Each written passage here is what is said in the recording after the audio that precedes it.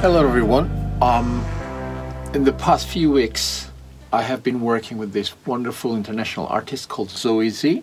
I believe now she's in Spain, and I did write this beat a while ago, and then I sent her a message and I said, do you want to write a top line for this? And she did a great job.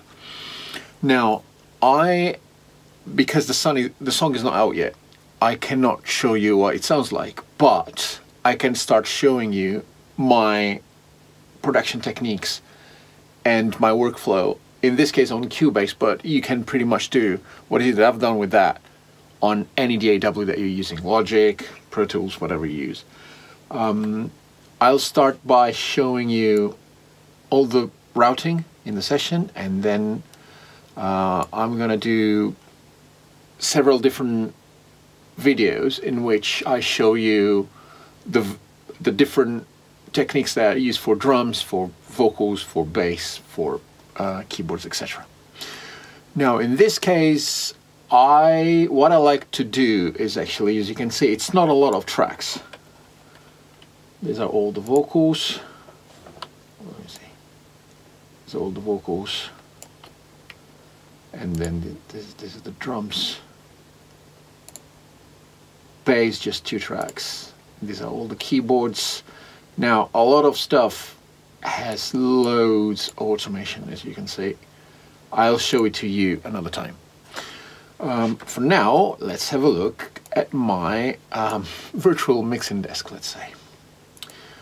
So what I like to do is I like to color code all of my tracks, and then I create a number of buses where I route all of my different tracks and different groups of instruments. For example, I have drum bus, bass bus, guitar bus, which I'm not using in this session, keyboards, and candy, which is ear candy, all the risers and the sonic booms and vocal chops, they go all there. These I haven't used them on this session. And then what I do, all of these tracks that contain instruments, they all go to a thing called the track bus, which is, it contains all of the music. All of the vocals go to the vocal bus and the BV bus, which in this case I've never used.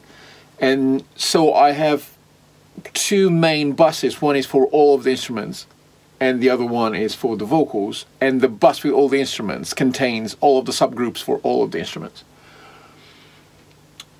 And then what I like to do is I like to sum these 2 subgroups, so the track bus and the vocal bus, and everything goes to the mix bus.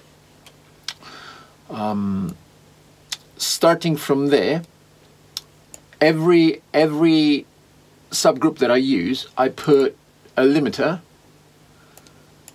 I very much use the Brainworks limiter. I really very much like it.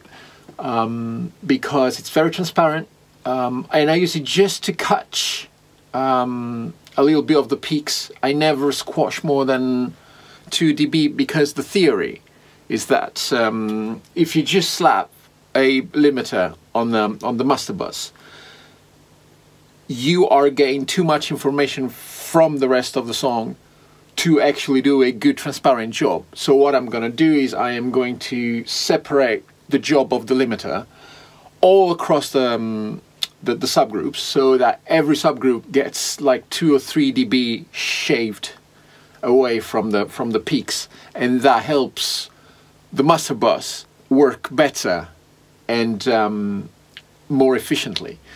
And also, the nice thing about this is that if I feel during mixdown that's one of the stems, let's call them stems, one of the instrumental groups is not powerful enough or it's not pokey enough, I can just boost the XL algorithm, and this will boost the apparent volume of the production without actually enhancing the volume at all. It's the same quantity of sound, but it becomes more pokey, it becomes more apparently powerful. It's probably a saturation technique. Again, I'm sorry, I cannot show you the song yet. I will do so when I can. All of these tracks go to the track bus, which contains nothing, as you can see. It's just a summing mixer. The vocal bus contains another one of these, and as you can see, obviously, because when you start working on it, the sound piles up. So sometimes you go, I wish I had more vocals in this bit of the song, but instead of pushing the volume, I just push up the XL dial, and that seems to do the trick. Then what happens with the Mixbus is that it's a very simple chain, and I do have this instance of FabFilter Pro C2 with some settings that I stole from Luca Pretolesi, who's really very good.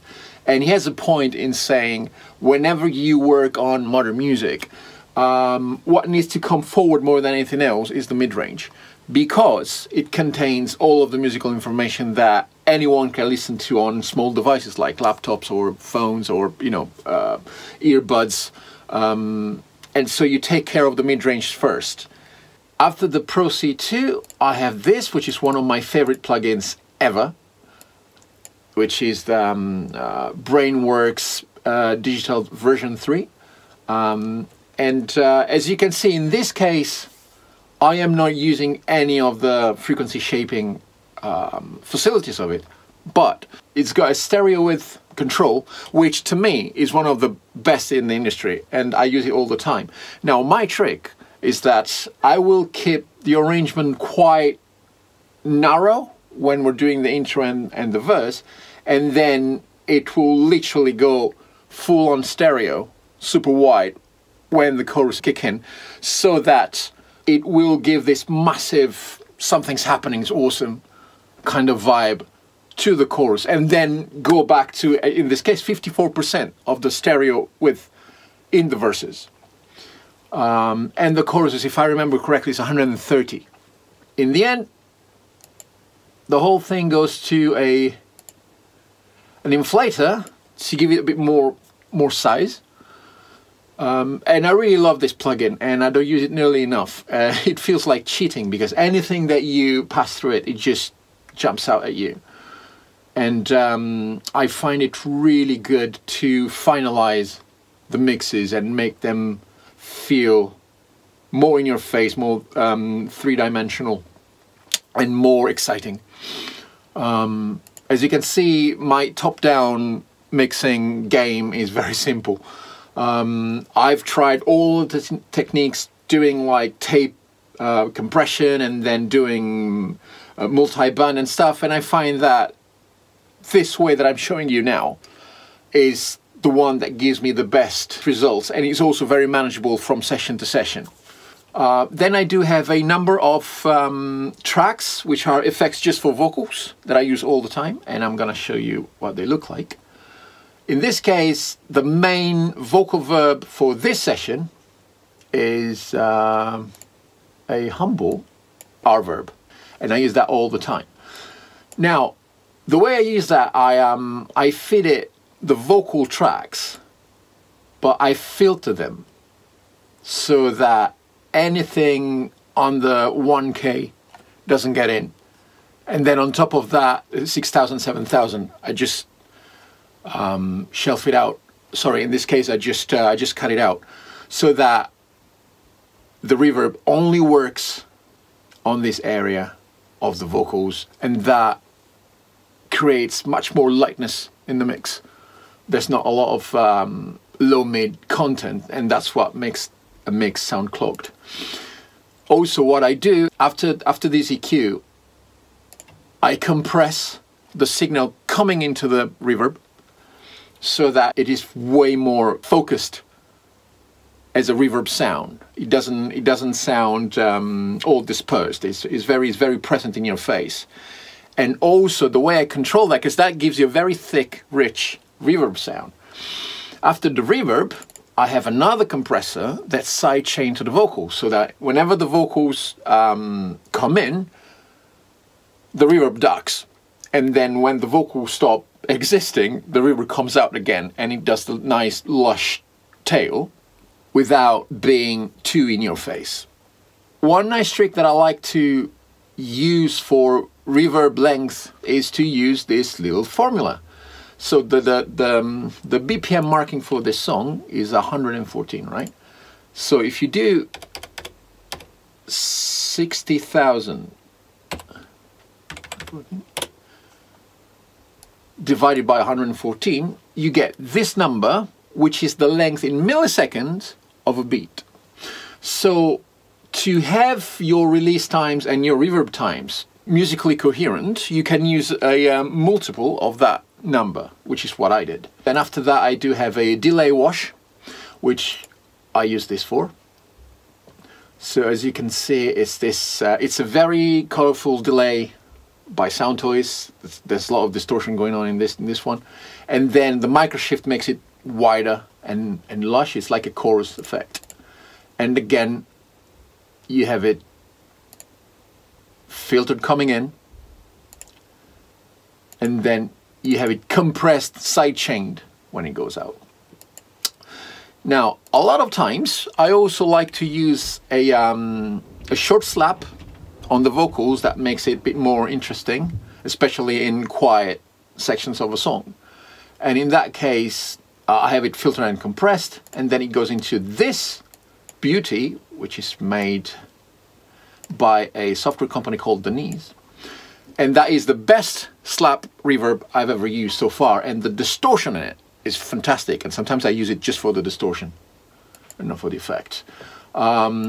This comes with Cubase. It's very much an harmonizer slash widener. I use it for vocals. When you don't have a double-tracked vocal, then you can use this to make it more lush and spread. It's like you got 4 detuned voices all over the sound spectrum, and that takes care of the density of the vocal. Now, sometimes you want vocals to be as dry as you can when they come to you, because especially in pop production, the dryness of the vocal makes it easier to work. But sometimes you might want to have some vibe, and what I use for vibe is this guy here, which is IK Multimedia's Soundset Studio Reverb, and it's just the vocal booth setting, which is very, very short reverb that it just gives a bit an aura of excitement around it. There's a bit more mojo, for the lack of a better word. And I use that on the Fender Rhodes too. What else? This is the main reverb that I use to glue the arrangement together, which is this guy. That's a very simple emulation of a Lexicon 480, and it sounds very lush and thick, and I like it very much. Then I do this. I love this guy. It's still at the knees. In this case, I've used this reverb. It's called Perfect Room. I use Perfect Room anytime I want a very colored reverb that makes weird, interesting, artsy tails. In this case, what I've done to this, I've also used this, which comes with Cubase, but it's basically the OTT effect. This is a very nice effect that you probably, if you're into modern music production, you know it's called OTT. It comes from a setting on Ableton Live, and it seems to bring out many details, especially in the top end and the high end, and you will hear it on the song. Whenever this reverb happens with the vocals, there's a lot of excitement in the top end. Finally, another slap reverb, just because you always need one to make things slightly more interesting. For example, if I have a guitar on the left hand side, then I wouldn't mind having some slap back on the right hand side to make it more interesting on the stereo field. What else do we have? I like these. I use these, which are the Waves CLA FX, for vocals and stuff, mainly for delay throws. Whenever I gotta do delay throws, this is very, very convenient, and I use it all the time. Or, for example, in this case, if I need to do, oh no, this is just idle. I don't use that one on this arrangement. But generally I use the second one if I want to do the sound of vocals through a phone or something like that. What else? Oh yeah, I did need a reverb to do build-ups. I have used this old IK Multimedia reverb, and I used it because it's slightly ugly, and I didn't mind the sound of it. It's not a reverb that I would use on main vocals. It's an old algorithm. It doesn't sound really good, but in this case it's got a specific flavor that I liked, and then I distorted it and saturated it, and then I filtered it. As you can see, this frequency is actually dynamic. It does squash the sound only there. But interestingly enough, because it wasn't wide enough, I've used this trick. Coming in, the signal comes through this ping pong delay, and it makes it wider and more interesting than just a straight down the middle reverb. And the last thing that's on the arrangement is the trusty Valhalla vintage reverb. As you can see, this is twice the number that we got by dividing 60,000 by 114, and obviously going in it's high passed, so that there's no reverb on this area of the signal.